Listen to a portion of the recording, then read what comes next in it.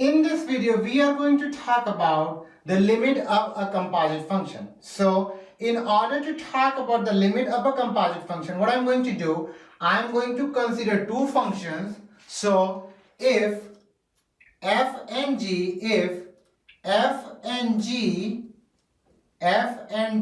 are two functions such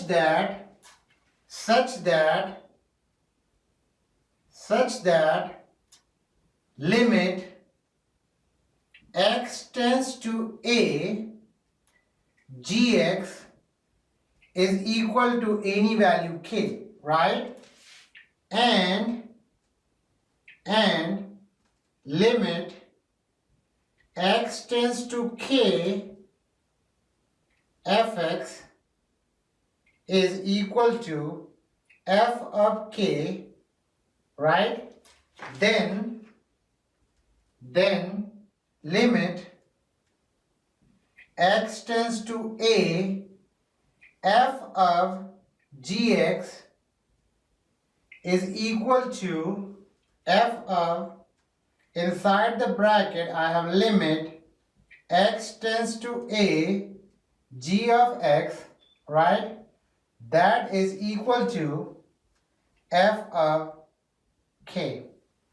What does that mean? It simply means that if limit x tends to a, gx is k, and limit x tends to k, fx is f of k, then limit x tends to a, f of gx will be f of limit x tends to a gx, and that will be equal to f of k, right? So basically what we can say that limit x tends to a, f of gx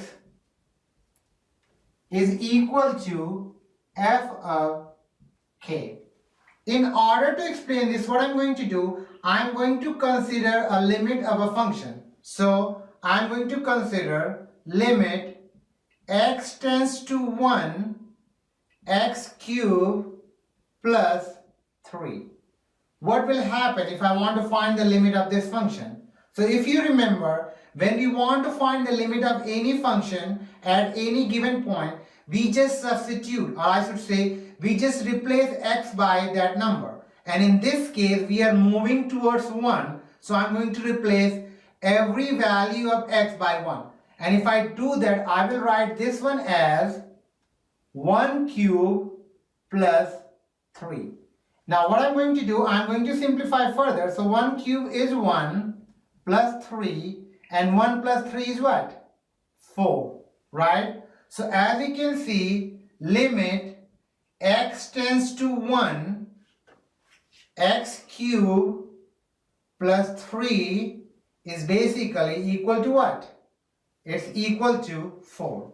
Now, what I'm going to do, I'm going to consider another function. So, I'm going to find another function, and then I will find the limit of that function at this point. Because this is basically what? This is my k. If you remember from the definition, this is my k.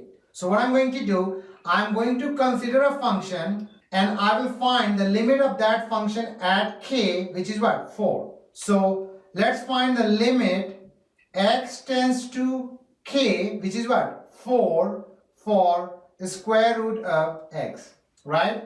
And if I do that, what will I do? I will write this one as, I'm going to replace x by 4, so I will write this is equal to the square root of 4, right? The square root of 4, and we know that the square root of 4 is what? 2. So now, this is what we did. We calculated the value of gx, and we got the value of k, which is right here.